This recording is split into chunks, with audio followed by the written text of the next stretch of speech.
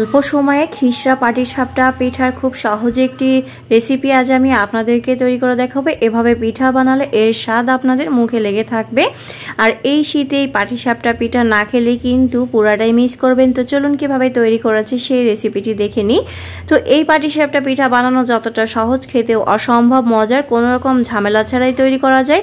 তো প্রথমে আমি এখানে 2 কাপ শুকনা চালের গুঁড়া আর 1 কাপ ময়দা নিয়ে নিচ্ছি। তারপরে হাফ কাপ চিনি দিয়ে দিলাম, স্বাদ মতো লবণ দিয়ে দিচ্ছি, 1/4 কাপ গুঁড়া দুধ, আর এখানে আমি পানি দিয়ে দিচ্ছি প্রথমে 1 কাপ, তারপরে আরও 1 কাপ পানি দিয়ে দিলাম, দিয়ে খুব ভালো করে মিশিয়ে নিচ্ছি।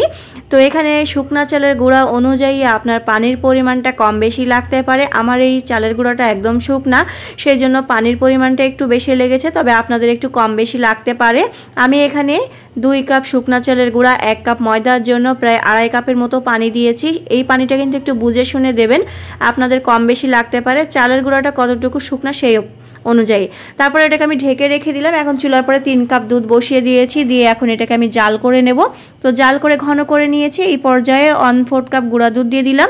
তারপরে 2 টেবিল চামচ চালের গুঁড়া পানির সাথে মানে দুধের সাথে খুব ভালো করে মিশিয়ে নিয়েছিলাম, সেটার ভিতরে দিয়ে দিচ্ছি। এখন একটু নাড়াচাড়া করে নিতে হবে। একটু স্বাদ মতো লবণ দিয়ে দিচ্ছি। মিষ্টি জিনিসে আমার কাছে লবণটা খেতে বেশ ভালো লাগে। এই পর্যায়ে কিন্তু বারবার নেড়ে দিতে হবে, তা না হলে নিচে লেগে যাবে। তো এই পর্যায়ে আমি গুড় দিয়ে দিলাম হাফ কাপ। গুড়টা আপনাদের স্বাদ অনুযায়ী আপনারা কম বেশ করে দিয়ে নেবেন। আপনারা চাইলে কিন্তু চিনি দিয়েও এই পিঠাটি তৈরি করে নিতে পারবেন। এই পর্যায়ে এখানে আমি 1 চা চামচ ঘি দিয়ে দিলাম, দিয়ে খুব ভালো করে মিশিয়ে নিচ্ছি। তো দেখতেই পাচ্ছেন আমার এই খিসরাটা রেডি হয়ে গিয়েছে। এখন নামিয়ে এক সাইডে রেখে দিচ্ছি। এদিকে এই ব্যাটারটাও কিন্তু একদম পারফেক্টভাবে সেট হয়ে গিয়েছে। আবারও খুব ভালো করে একটু মিশিয়ে নিচ্ছি।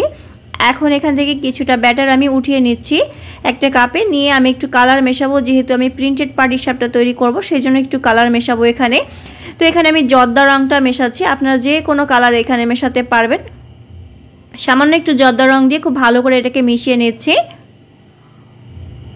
তো এটা মেশানো হয়ে গিয়েছে। এখন আমি চুলার পরে চলে যাচ্ছি। তো চুলার পরে আগে থেকে একটি ফ্রাই প্যান দিয়ে আমি গরম করতে দিয়েছি, আর চুলার আঁচটা একদম লোতে রেখেছি। এখন একটু তেল ব্রাশ করে নিচ্ছি।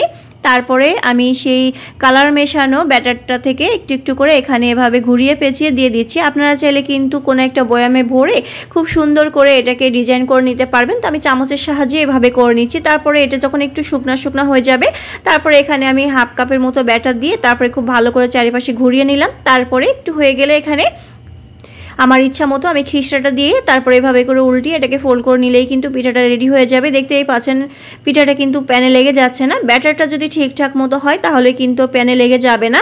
তো কিছুক্ষণ রেখে দিয়ে তারপরে এই যে পিঠাটা উঠিয়ে নিলাম। তো একইভাবে আমি সব পিঠাগুলাই বানিয়ে নেব। আবারও একটু তেল ব্রাশ করে নিয়ে এই যে চামচের সাহায্যে এভাবে করে একটু ডিজাইন করে দিচ্ছি।